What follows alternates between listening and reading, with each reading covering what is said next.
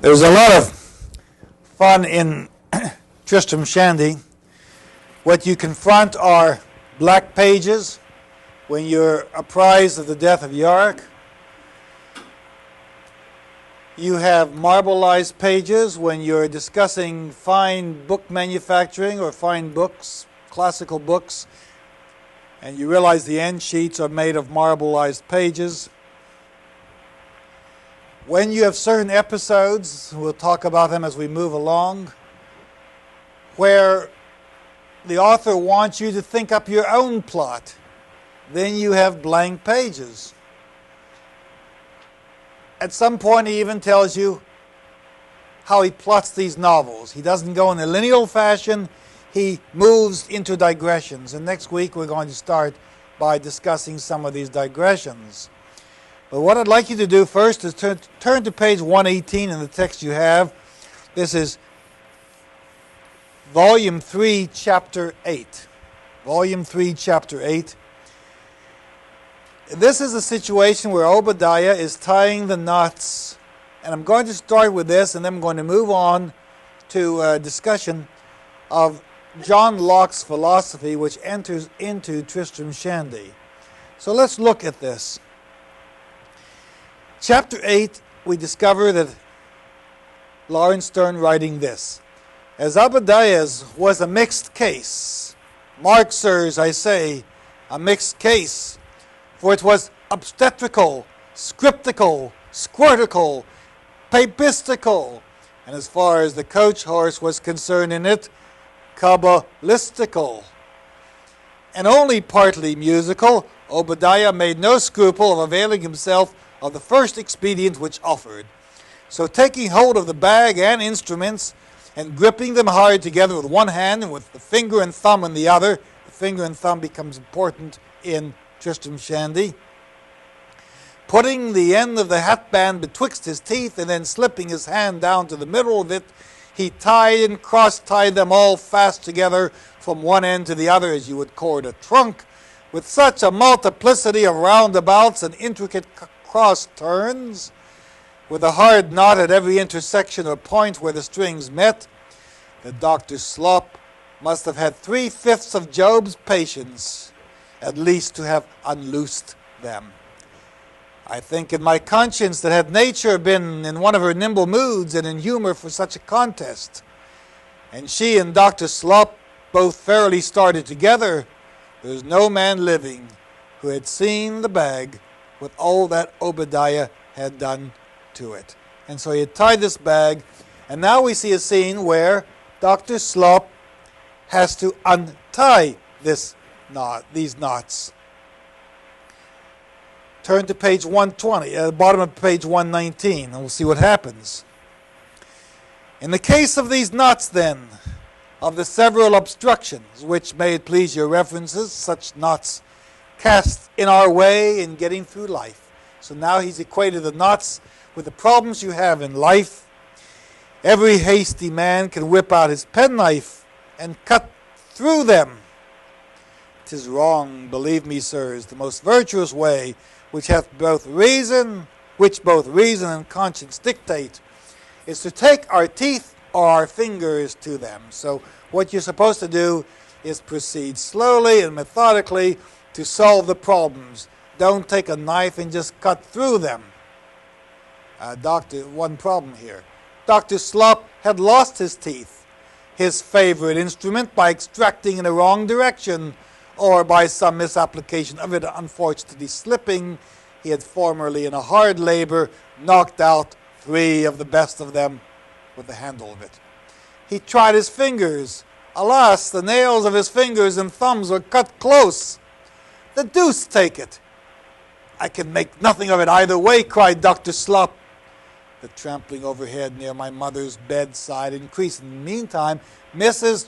Shandy is about to give birth, and Dr. Slop has to get the bag open because his forceps are in it. Pucks take the fella, says Dr. Slop. I shall never get the knots untied as long as I live. My mother gave a groan. She doesn't know what's happening. She's groaning upstairs because she's in labor. Lend me your penknife. I must e'en cut the knots at last. Bah, pshaw! Lord, I've cut my thumb quite across to the bone. Curse the fellow. There's not another man midwife within 50 miles. I am undone for this bout, says Dr. Slop. I wish the scoundrel hanged. I wish he was shot. I wish all the devils in hell had him for a blockhead. And then Dr. Slop begins to issue his Latin excommunication. He is so angry at Obadiah that he begins to curse him.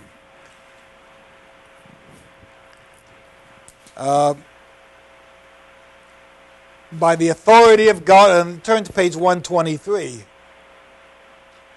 He is very, very angry at Obadiah. I'm sorry, go to the top of 125. We'll just cut through this, like cutting through the knots. And here he is citing these lines. By the authority of God Almighty, the Father, Son, and Holy Ghost, and of the undefiled Virgin Mary, Mother and Patroness of our Savior, and of all the celestial virtues, angels, archangels, thrones, dominions, powers, cherubims, and seraphims, and of all the holy patriarchs, prophets, and of all the apostles and evangelists, and of the holy innocents who in the sight of the Holy Lamb are found worthy to sing the new song, of the holy martyrs and holy confessors, and of the holy virgins and all the saints together with the holy and elect of God, may he, Obadiah, be damned for tying these knots. We excommunicate and anathematize him, and from the thresholds of the holy church of God Almighty we sequester him, that he may be tormented, disposed, and delivered over with Dathan and Abram, and with those who say unto the Lord God, depart from us, we desire none of their ways. And as fire is quenched with water, so let the light of him be put out forevermore, unless it shall repent him, Obadiah, of the knots which he has tied, and make satisfaction. Then he goes to the bottom of page 127. This keeps up. And of course, you've got this double rhythm. You've got the rhythm in English, and then you've got the rhythm in Italian, in Latin. In Latin, at the bottom he reads, may he, Obadiah, be damned where'er he be, whether in the house or the stables, the garden or the field, or the highway or in the path or in the wood or in the water or in the church. May he be cursed in living and dying. You get the Gregorian chant developing there. Here my Uncle Toby, taking the advantage of a minimum in the second bar of his tune, kept whistling one continual note to the end of the sentence. Dr. Slop, with his division of curses moving under him like a running bass all the way, may be cursed in eating and drinking and being hungry and being thirsty and fasting and sleeping, in slumbering and walking and standing and sitting and lying and working, in resting and pissing and shitting and in bloodletting. All this becomes part of the language of a Tristram Shandy, and of course the Latin is equally as flourishing. Maledicto, si vivendo, moriendo, mandicando, bibendo, esriendo, sediendo, gigiendo, dormitando, dormiendo, vigilando, ambulando, stando, studiando, yacendo, operando, quisquendo, mingiendo, cacando, flebetamando.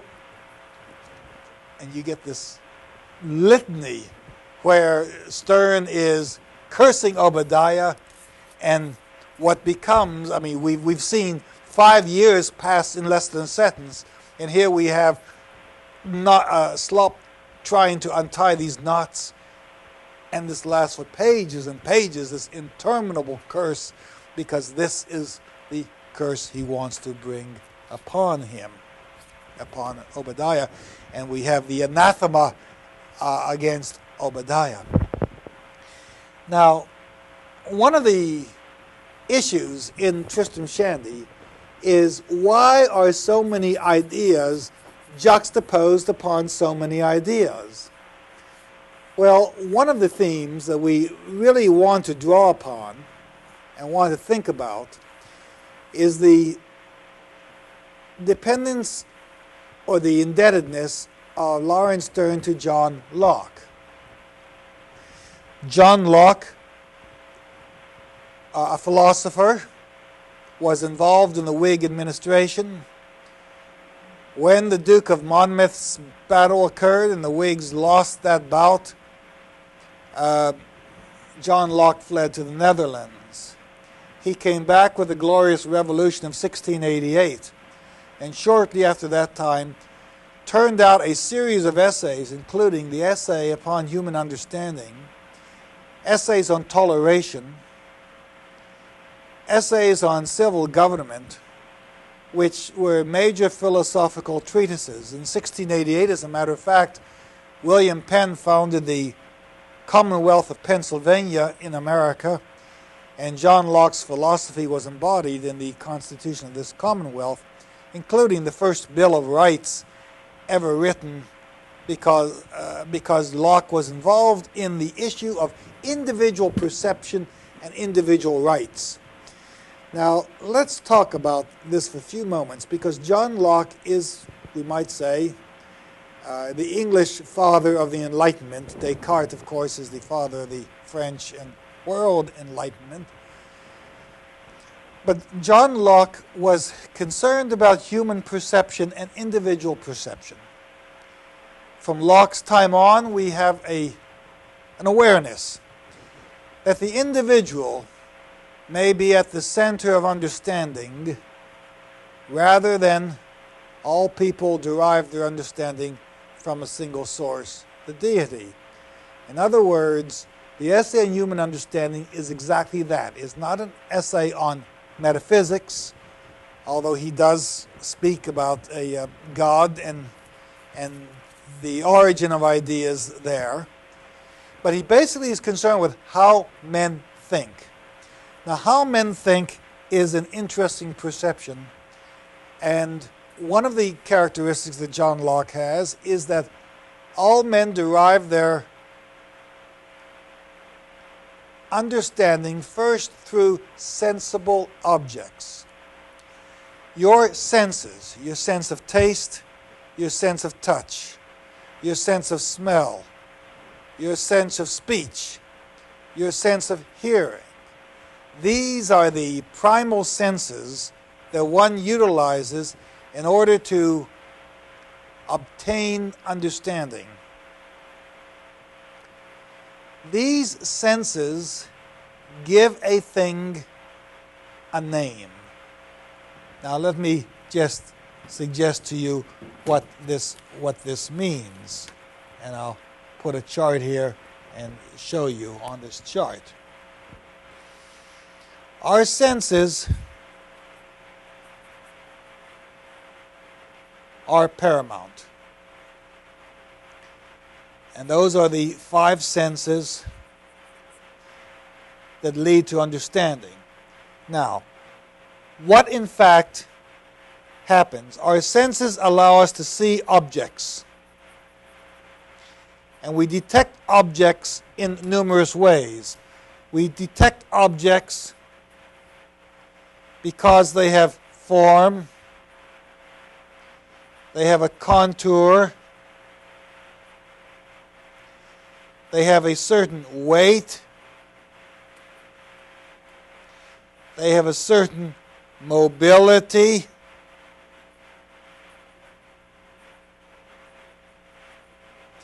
and they have extension. That is, you can put your hand across them and you can see them. If you're sitting in a chair, the chair has a certain extension so people can sit on it like that. And you have a length and you have a width. Now, any object has some way of identifying itself through form, through contour, through gravity, through mobility, through extension. And this becomes an idea. Now, the idea of a chair would be something that has shape, contour, extension, a certain degree of weight. Now this chair could be a glorious, fine piece of furniture with arms, but it's still a chair. Or it could be your contoured chair in your automobile?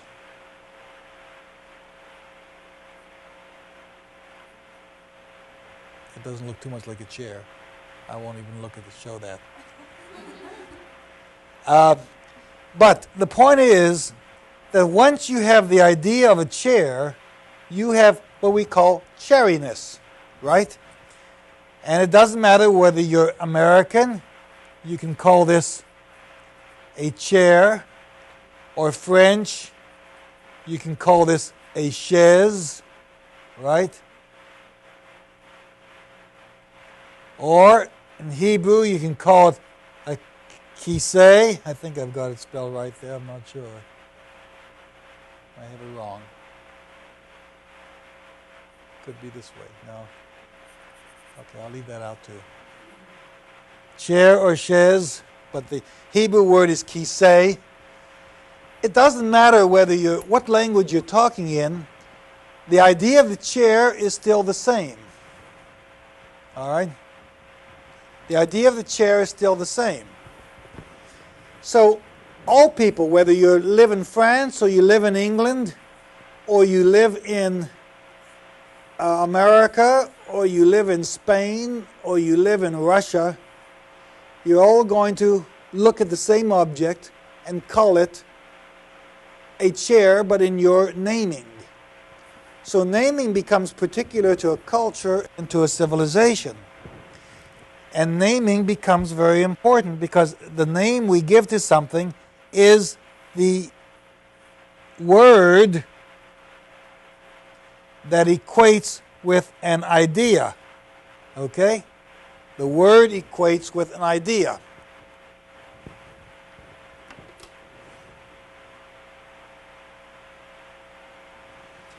Now, once you have a word, then you can communicate. And when Dr. Slop was cursing Obadiah, he was using words that had tactile meanings. He understood that each word had a particular signification and would wreak a certain curse upon Obadiah. The curses ran, may he be hungry. That's physical. That's tactile. May he be thirsty. Someone who can't slake his thirst is suffering. May he have no pleasure in sleeping, in slumbering. May he be frustrated when he's walking, when he's standing, when he's sitting, when he's lying. And all of these activities, if he is frustrated in some way, then the idea which the word expresses, the idea that the word expresses, is going to be a meaningful word which has physical understanding. We know how people walk. We know how they sit. We know when they're uncomfortable. And consequently, words, Locke says, are the manifestation of an idea. Once you know a word, you're expressing an idea. So if you're using words to curse, the words have a much more expansive meaning than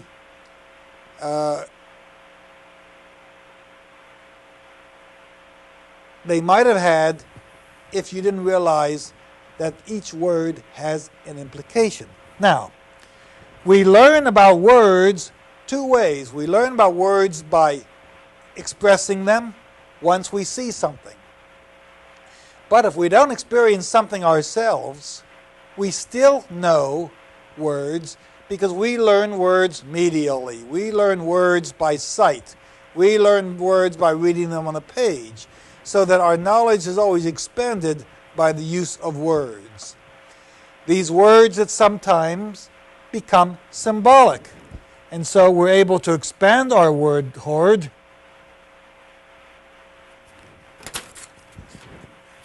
We're able to expand our words into symbols. And thus we have 1 plus 2 equals 3. You see? So we're able to expand our words into symbols. And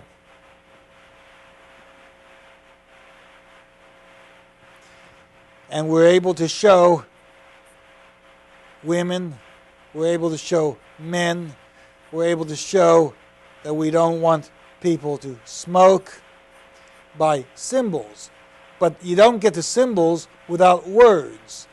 Now, once we get into symbolic logic and we're able to depict ideas by virtue of signs, then we can move into broader ideas which give us notions.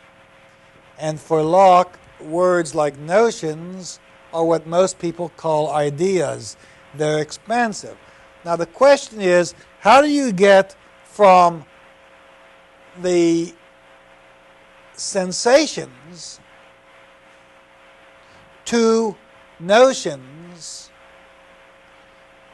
Because notions lead us to knowledge. Through notions we get knowledge. When Einstein came up with the theory of relativity, he gave us new knowledge.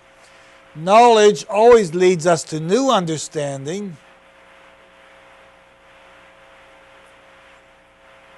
And for John Locke and for others of the 18th century, the ultimate understanding was an understanding of God. So notions lead to knowledge, and knowledge leads to understanding. But the question in the essay on human understanding is, how do we take ideas and develop them? And that, of course, is Locke's association of ideas. And so let's talk for a few moments about what John Locke believed, because numerous of John Locke's ideas may be found in Tristram Shandy. And let's talk about this for a few moments. Sometimes Tristram Shandy is being used to laugh at Locke's theories. That is, Locke says everything is perceived, and everything is perceived minutely before it leads to understanding. All right, we can leave the pad now. Thank you. Locke says that everything is perceived minutely, and then it develops in our minds, and the pictographs or the sensuous details, the details of our senses, become locked in our mind, both consciously and unconsciously. There occurs in the mind somehow an association of ideas, so that one idea leads to the next. Now, the 18th century spent a great deal of time in dealing with the association of ideas, and Tristram Shandy, to a large extent, not only laughs at the ideas of John Locke, but celebrates the ideas of John Locke. I mentioned a few moments ago that the first thing Locke does is say that all things, and he uses the word things in a very specific way there, become locked in our mind through sensuous perception.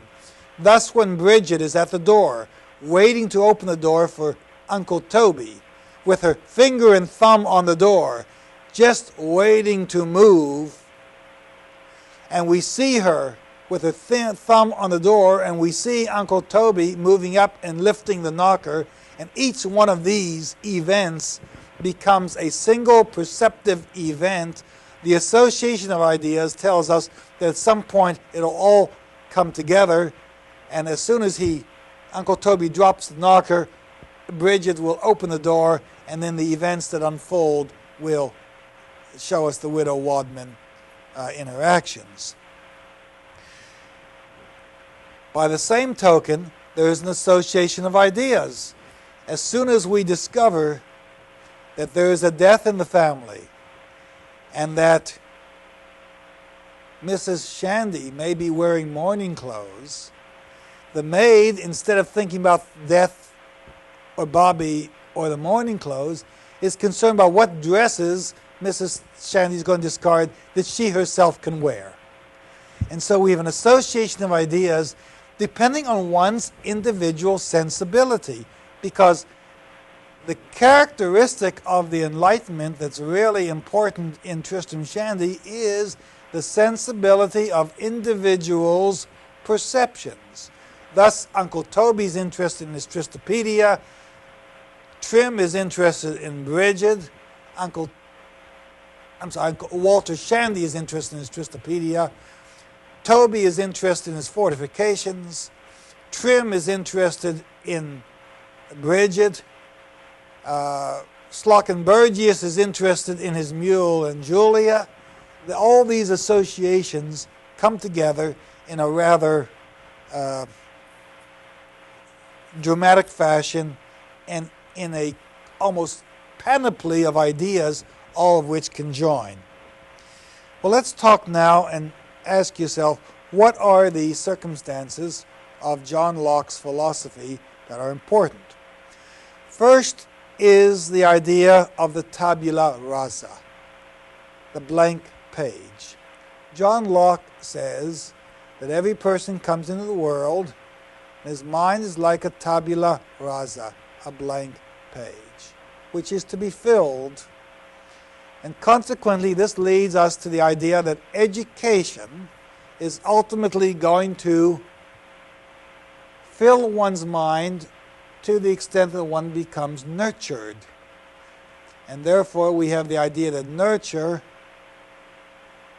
and nurturing one's sensibility is very important. Now, this is true with words. They tell us that an average youngster at the age of entering the first grade should know 4,000 words.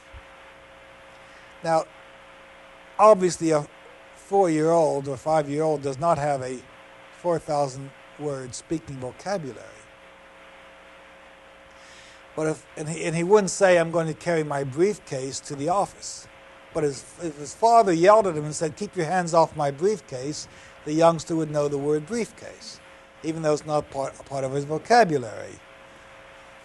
He would also know a lot of other terms. So the tabula rasa is a blank page, and because, according to Locke, the mind is a passive receiver, nothing that you perceive through any of your senses can be denied to your sensibility, to your mind. Everything enters your mind as all the details of a scene would enter the film of the film in a camera.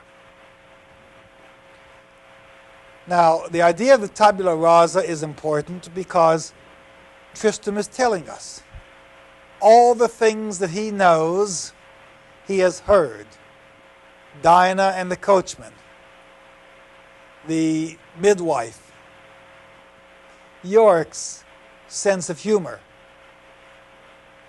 All this is part of knowledge gained through experience. The second thing that John Locke was interested in talking about was the relative perception of speed and duration. There's always a changing frame of reference. You may see one thing in one way, you may see it in another way the next day. You may see something for the first time and not know how to deal with it, but once you've learned through your senses to deal with an object, you now can handle it. There are companies that are offering courses on how to learn your automobile, particularly people who are not accustomed to dealing with automobiles, who feel that they want to know more about the automobile, are filling up courses where they can study what an engine is, what a carburetor is, what a starter is, what spark plugs might be, what injection devices might be, so that when they walk into a garage, they don't feel they're being cheated or being buffaloed by garagemen. This is simply a matter of changing frame of reference. What is unfamiliar to you now, if you spend time studying it, becomes familiar. Those of you who are computer literate wonder why anyone has difficulty getting onto computers. But those of you who have never used computers, who are afraid to get on computers, who don't know the codes and don't know how to save and are afraid that you're not going to be able to print out your material, once you learn the computer, you kick yourself and you wonder why you thought it was so difficult. There's always a changing frame of reference. Now in Tristram Shandy, you have multiple changes of reference. You have Uncle Toby, who is not wounded, who becomes wounded. Uncle Toby, who's in love with the widow Wadman, who's enamored of the widow Wadman, who thinks of the widow Wadman, who courts the widow Wadman, and then who in effect rejects the widow Wadman. You have Tristram himself, who is not born and then born, who then is some person who should be named, and then some person who should go to school. And so you have this changing frame of reference, and then some individual who was wounded, some individual who was mortified, some individual who was finally schooled, and some individual who now has become a writer, who is reiterating these experiences and letting us know what they are all about. A third point that John Locke talks about is the structure and end of language. Language has a relationship between words and ideas. First, you must develop the constituent words. And there are whole passages in Tristram Shandy that show a total delight in words. Words that have meaning and words that have no meaning. For example, on page 164, we have Tristram talking about his father's education and the way his father wants him to be educated. Of all the tracts my father was at the pains to procure and study in support of his hypothesis, there was not any one wherein he felt a more cruel disappointment at first than in the celebrated dialogue between Pamphagus and Cocles, written by the chaste pen of the great and venerable Erasmus upon the various uses and seasonable applications of long noses. Now don't let Satan, my dear girl, in this chapter take advantage of any one spot of rising ground to get astride your imagination, if you can anyways help it. Or if he is so nimble as to slip on, let me beg of you, like an unbacked filly, to frisk it, to squirt it, to jump it, to rear it, to bound it, and to kick it with long kicks and short kicks, till, like Tickle Toby's mare, you break a strap or a crupper, and throw his worship into the dirt. You need not kill him. So, if I'm going to talk about noses, don't get any body impressions. We're talking about various serious matters here. We're talking about physiology. We're talking about distinctions people can make. And if you think that someone's trying to lead you astray, then treat him as though a horse would treat an individual. Look at Stern's delight with words. Filly it, frisk it, squirt it, jump it, rear it, bound it. Turn to page 260. He talks about music. And he tries to give us onomatopoeia, the sound of an instrument being strung and being plucked, because words can be translated into sounds, and they have sounds that are unique to your sensibility. So in order to write, you've got to have constituent words. You can take serious language, as we have in the disquisition on Walter Shandy's hypothesis, or you can move into a lighter vein where words are used to give you a sense of humor, a sense of wit, a sense of play. Had this volume been a farce, which, unless everyone's life and opinions are to be looked upon as a farce, as well as mine.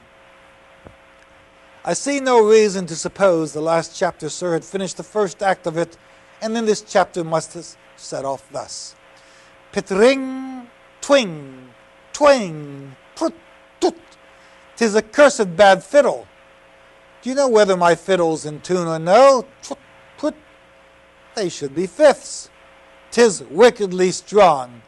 Trut, A-E-I-O-U, twanged. The bridge is a mile too high, and the sound post absolutely down, else trut, plut, hark. 'Tis not so bad a tone now. Diddle, diddle, diddle, diddle, diddle, diddle, dum. There's nothing in playing before good judges, but there's a man there, no, not him with a bundle under his arm, the grave man in black, is death, not the gentleman with the sword on, sir. I'd rather play a capriccio to Calliope yourself than draw my bow across my fiddle before that very man. He's going to play this fiddle for certain people in tune whom he wishes to address. And so in order to play the tune, he's got to give us words, he's got to give us constituent words, and these words have to have meaning. Now, the ways that words attract ideas, or the words play into ideas, leads us into the association of random ideas and cognition. How do we learn anything? Well, once we have cognition or knowledge, then we can move into the area of judgment. Now, Locke says in the essay concerning human understanding, and the whole of Book 1, Chapter 2 is dedicated to the tabula rasa. He says, the world of value and sensuous opulence is reduced to a mental construct.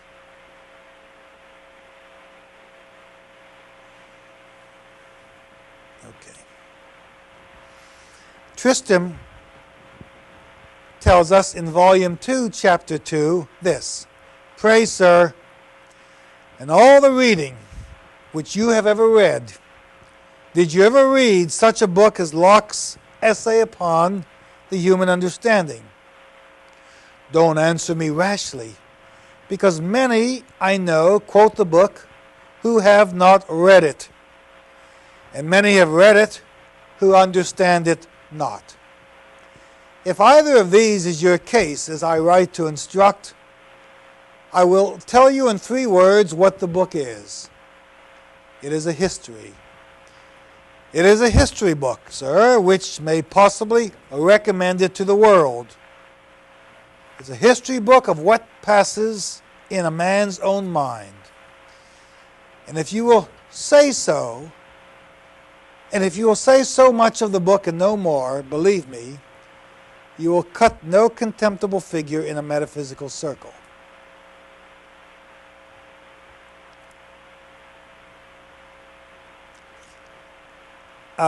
Tristram appears to drop the subject, but then he goes on to lift a portion from Locke's essay. He says, the cause of obscurity in simple ideas seems to be either dull organs or very slight and transient impressions made by objects, or else a weakness in memory. People are not able to retain them. If the organs or faculties of perception, like wax, over-hardened with cold, will not receive the impression of the seal. You see, as long as the wax is warm, as long as the impression is warm, it should seal itself. But if it won't hold well, the wax has to be made warm so that it will hold an impression. In other words, if you're going to receive something, you must be receptive to it. You can't be indifferent to something and learn it. And so Locke is telling us that there is a way to perceive. If people are dull, if their organs have not been sensitized to receiving knowledge.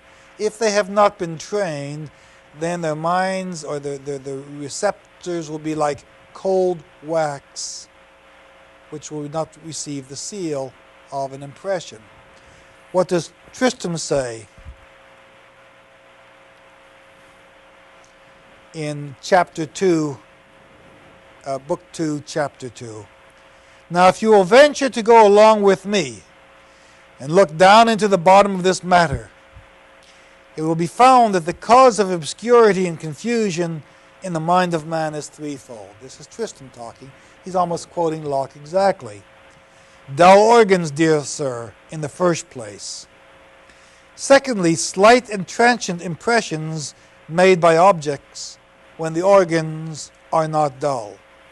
And thirdly, a memory like a sieve, not able to retain what it has received. And so we find that Sterne is actually quoting John Locke and giving us some of Locke's ideas.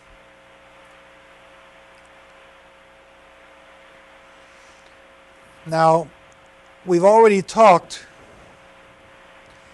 about time.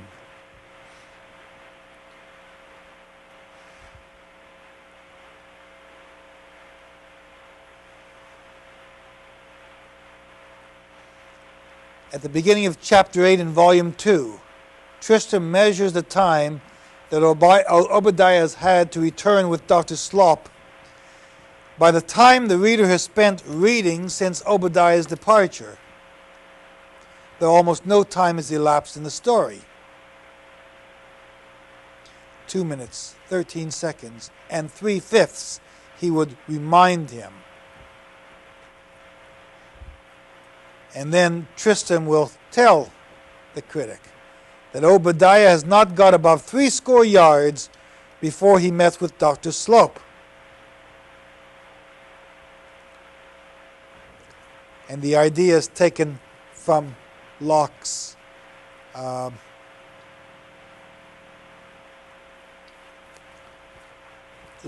idea that time has duration, and it depends on a person's individuality to determine how time passes and the extent to which time passes. Now, let's move to Locke's ability to deal with language. Locke's definition of language, or Locke's conception of the nature and origin of language, is important to human understanding. Language is used to translate the ideas of the mind from one person who perceives to another person who perceives. And Locke believes that knowledge, now this is important, is nothing but the perception of the connection and agreement. The connection and agreement, or the disagreement and repugnancy of ideas. So that perception is the connection and agreement, or the disagreement and repugnancy of ideas. Either you accept ideas or you reject them. Perception allows you to agree with something or disagree with something. But it's an idea formed through perception and through words. And that becomes somewhat important.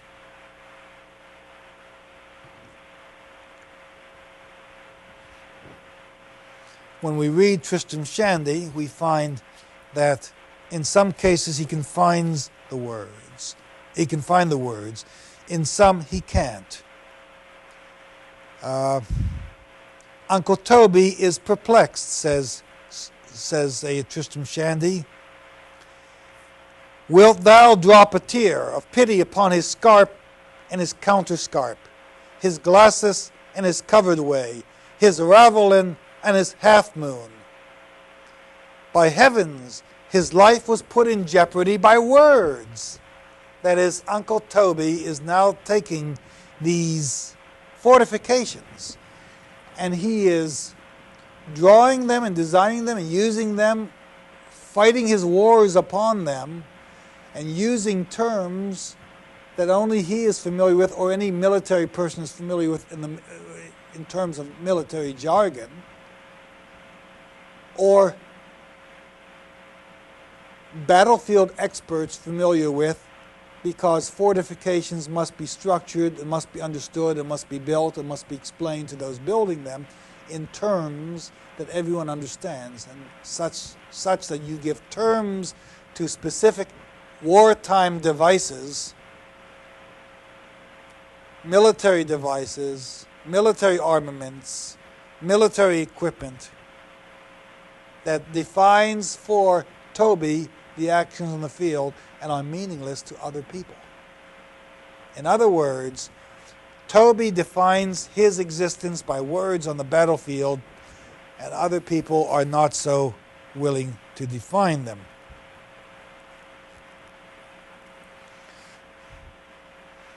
Now, let's talk briefly about the association of ideas, which is the next point.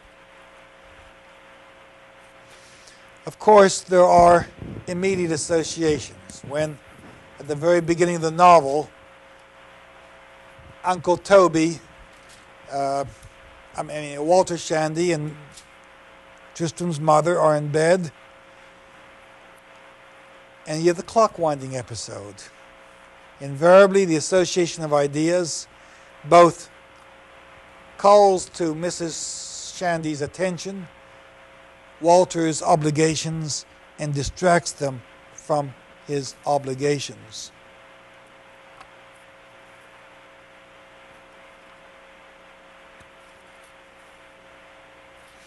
We'll look at some of these events in just a few moments.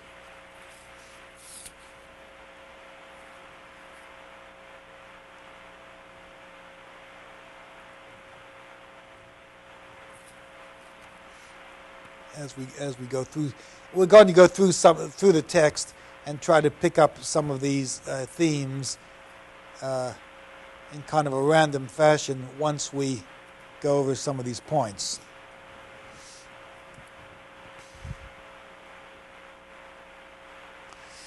Locke talks about the way ideas associate. He says some of our ideas have a natural correspondence and connection one with another. It is the office and excellency of our reason to trace these and hold them together in that union and correspondence which is founded in their peculiar beings. Besides this, there is another connection of ideas wholly owing to chance.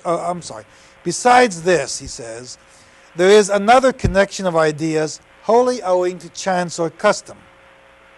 Ideas that in themselves are not at all of kin, and they come to be so united in some men's minds that 'tis very hard to separate them. They always keep in company, and the one no sooner at any time comes into the understanding, but its associate appears with it. And if they are more than two which are thus united, the whole gang, always inseparable, show themselves together. Now, what kind of ideas is Locke talking about? He says there are some ideas that automatically come together. One of the ideas is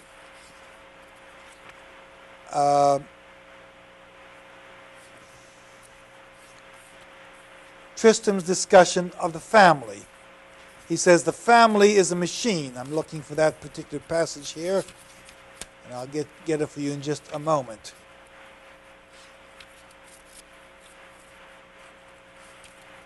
This is on page 251.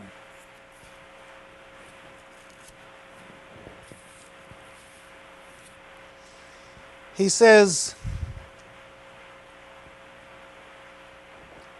though in one sense our family was certainly a simple machine, as it consisted of a few wheels, yet there was thus much to be said for it, that these wheels were set in motion by so many different springs, and acted one upon the other from such a variety of strange principles and impulses, that though it was a simple machine, it had all the honor and advantages of a complex one, and a number of as odd movements within it as ever were beheld in the inside of a Dutch silk mill. And then he's going to discuss how his mother and father drew certain relationships. But let's look at the beginning of chapter 5 that preceded that, just to see how these ideas associate. My mother was going very gingerly, in the dark, along the passage which led to the parlor, as my Uncle Toby pronounced the word wife. 'Tis a shrill, penetrating sound of itself. And Obadiah had helped it by leaving the door a little ajar, so that my mother heard enough of it to imagine herself the subject of the conversation. So laying the edge of her finger across her two lips, holding in her breath, and bending her head a little downwards, with a twist of her neck, not towards the door, but from it, by which means her ear was brought to the chink, she listened with all her powers. The listening slave, with the goddess of silence at his back, could not have given a finer thought for an intaglio. In this attitude, I am determined to let her stand for 5 minutes, till I bring up the affairs of the kitchen, as Rapin does those of the church, to the same period. So, we know that Walter Shandi is talking to Toby about taking a wife. And Uncle Walter is giving him advice about a wife. But Mrs. Shandi thinks they're talking about her. She listens. And now we become very particular. She doesn't just listen. She listens with her ear against a chink opening in the door. With all these particular details, Lockean details, which demonstrate how individuals act particularly in specific situations. And consequently, the association of ideas draws us not only to make connections between ideas which are disparate, but to find disparate beings being connected. In this way we have references to Rapin, references to his writing, a number of situations which are brought together here. And so we have the association of ideas. As they're talking about marriage, Uncle Walter Shandi turns to Uncle Toby and says, if you marry, you shall never again be able to sleep diagonally in your bed. Now, that's a very funny association of ideas. What do you think Walter Shandi is telling Toby? Any comments? I really should have here more. Are you still there in West Houston? Yes, it's just one person tonight. All right, well, we hope you're not too lonely there. What do you think Walter Shandi means when he says, once you marry, you may no longer sleep diagonally in bed? Anyone? He's not free to lie about in his bed as he would wish. He can't. He has a wife who's going to be lying beside him. Right. He now has to compromise his situation. He now has to ameliorate his desires. He now must restrict his actions because he no longer can do something without the opinion of his wife or without mitigating factors that may involve his wife's decision, and he may not under any circumstances ignore her so that sprawling along the bed while he may be comfortable would make her uncomfortable. You, of course, then associate all the ideas that people then associate. He may not spend money without his wife approving of it. He may not eat meal with fatty meats if his wife wants him to be on a diet. Or if she's on a diet, he may find himself now constrained by her actions to eat cottage cheese and salad and fruit for supper. In other words, the association of ideas becomes a very, very important document, not only in John Locke, but in Tristram Shandy.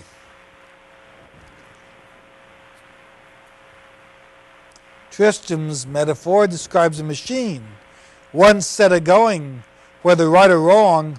'Tis not a halfpenny matter, away they go cluttering like Hegel mad, and by treading the same steps over and over again, they presently make a road of it, as plain and smooth as a garden walk,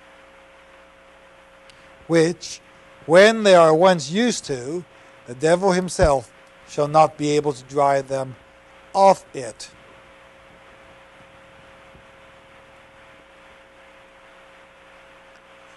If you look at book 5, chapter 30, let's see, book 5, chapter 32, we have an interesting episode there that I think you'll enjoy. Trim is being asked to say his catechism. Trim can repeat every word of it by heart, quote my Uncle Toby. Phew, said my father, not caring to be interrupted with Trim saying his catechism. He can, upon my honor, replied my Uncle Toby. Ask him, Mr. York, any question you please.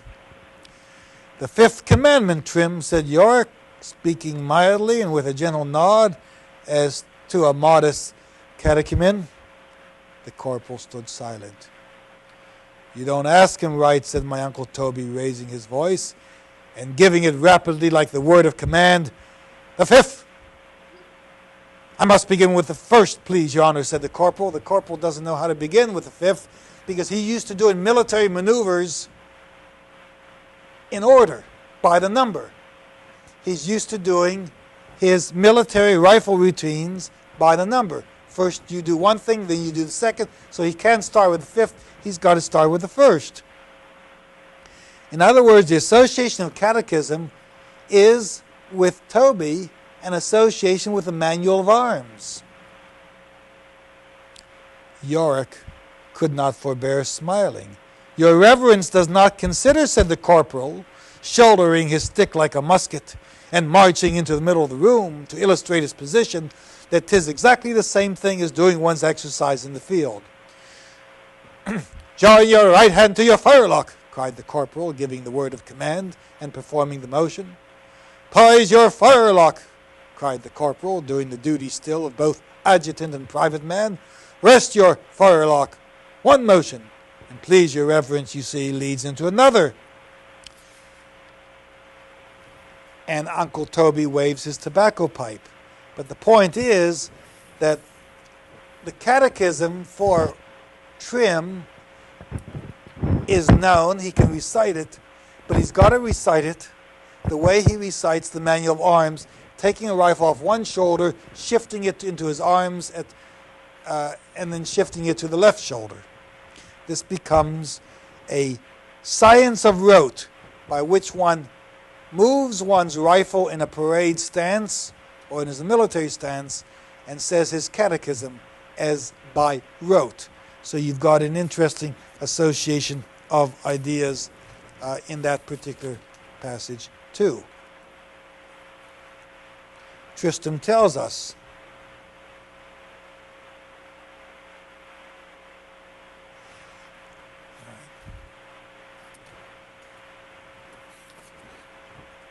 now, there is an association of words, and we're always familiar with the association of words when we're speaking about John Locke.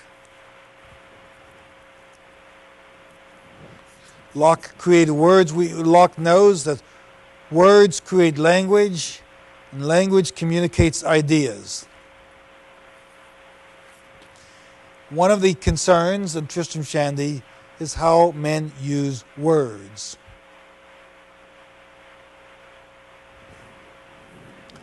The use of abusive words is one of the problems that arises in our discussion of Tristram Shandy. In the first volume, Tristram tells us he will no longer tinker with definitions of a person of importance. He says, I desire it may be enlarged or contracted in your worship's fancy, in a compound ratio of the station, profession, knowledge, abilities, height and depth of the person brought before you. Here words become an algebraic equation. He says, now before I venture to make use of the word knows a second time, to avoid all confusion in what will be said upon it, in this interesting part of my story, it may not be amiss to explain my own meaning and define with all possible exactness and precision what I would willingly be understood to mean by the term, being of opinion that 'tis owing to the negligence and perverseness of writers in despising this precaution and to nothing else, that all polemical writings in divinity are not as clear and demonstrative as those upon a will-o'-wisp or any other sound part of philosophy, because you don't describe or define your words. He says in Book 6, all I contend for is that I am not obliged to set out with a definition of what love is. And so long as I can go on with my story intelligibly, with the help of the word itself, without any idea other than that to it, I shall proceed. All right, on the one hand, he says, I'm going to define knows, and you shall understand what knows means. And the reason I'm going to define knows is because it's the appendage on your face, nothing more. Although we all understand it to have more subtle meanings. In his discussion of love with the widow Wadman, and at the end of Book 8 and beginning of Book 9, you have a long discourse on love.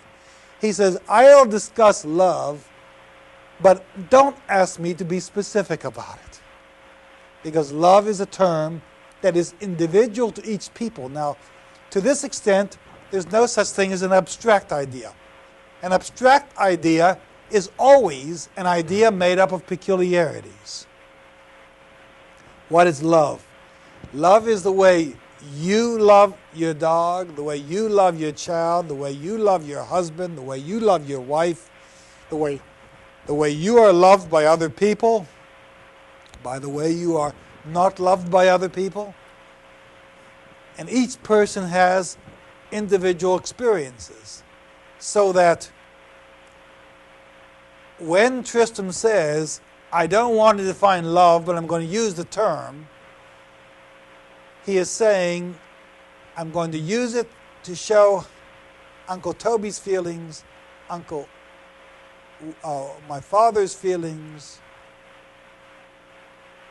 and you may exact from it what you want, but I know I may not be expressing your feelings about the act of love. And so let's look at Book 8 and see what happens in this context.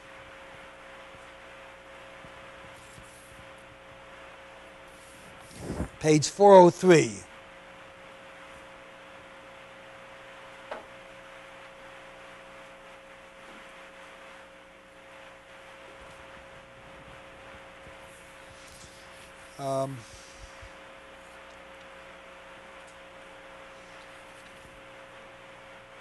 Trim is telling a story in which he was involved in an affair.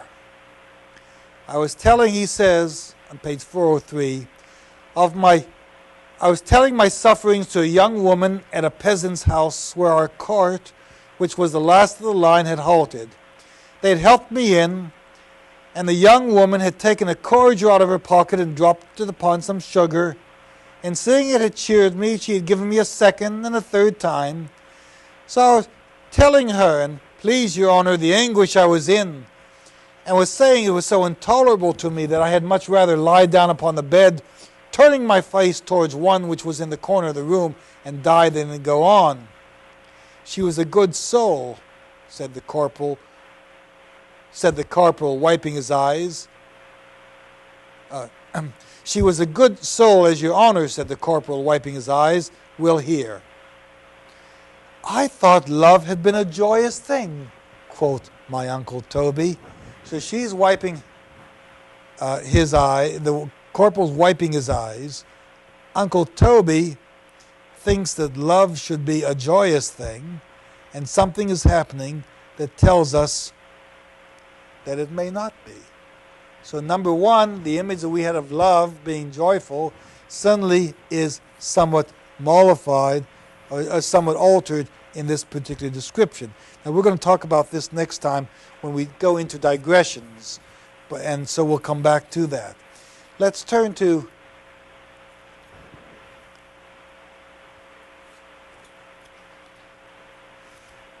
page 414, where we discover that Uncle Toby is being persuaded and is thinking about moving on toward the widow Wadman.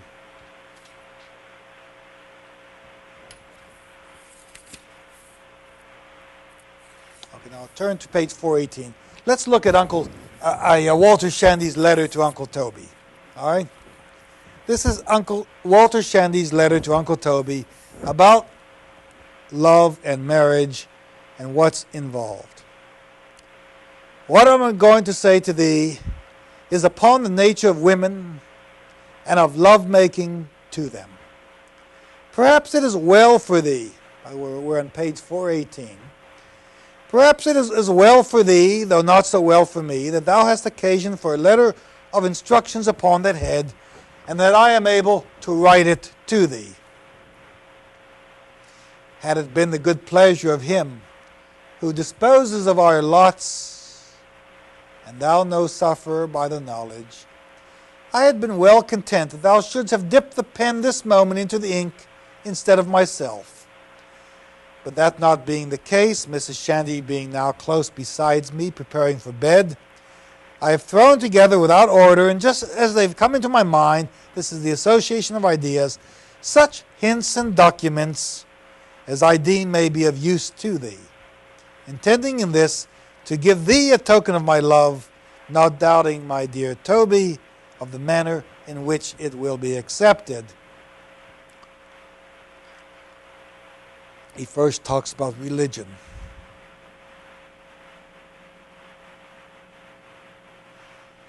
Then go to the bottom of the page. Avoid all kinds of pleasantry and facetiousness in thy discourse with her, and do whatever lies in thy power at the same time to keep her from all books and writings which tend thereto. There are some devotional tracts which, if thou canst entice her to read over, it will be well. So, what you should do is keep her from reading romances, keep her from reading books that describe fickle love, keep her from reading books that are facetious, get her on serious matters, and this is one way to make love. Now, the word love, which is the beginning of this letter, takes on a different context as Walter Shandy tries to describe the serious nature of Uncle Toby's venture. Well, Tristram Shandy is really a very interesting book. It's a book that, number one, has a history of details. Number two, it describes the machinery of the family. Number three, it offers a panoply of circumstances that in fact invite us to examine all characters of the family by different perspectives. The Widow Wadman's by Uncle Toby, The Widow Wadman's by Bridget, The Widow Wadman by Trim. It is also a rather interesting treatise that both chides and explicates Locke's essay on human understanding. And to that extent, Lawrence Stern seems to have absorbed a great deal of Lockean theology, Lockean philosophy, and adapted it to one of the most unusual novels that you will read in this course or in any course. I started out this session by trying to give you an outline of the basic themes of the novel, and then a history of the sequence of events as they occur throughout the novel in duration. But, as you well understand, this novel is characterized most by the association of ideas and by the ways in which any given idea propels you away from the plot and into other plots, other digressions, and other ideas, all of which may demonstrate the febrile, fertile mind of an imaginative artist who defies the theory of sensationalist behaviorism to give us an association of ideas and an imagination that abounds in the novel in ways that both delight and teach. We have, in fact, a novel of an amorphous form. If you're trying to identify the nature of the novel, don't do it by the definition of Tristram Shandy, but then realize that the novel is best defined by its lack of definition, just as love may best be defined by its lack of definition. As we proceed on this course, take each novel as a separate entity, absorb it, try to find out how uniquely the author handles his material, and proceed from there. Now we'll continue with Tristram Shandy next week. The first half of the period I'll deal with the digressions, and then we'll move on from there into the next novel you're to deal with, which will be Ivanhoe. Thank you.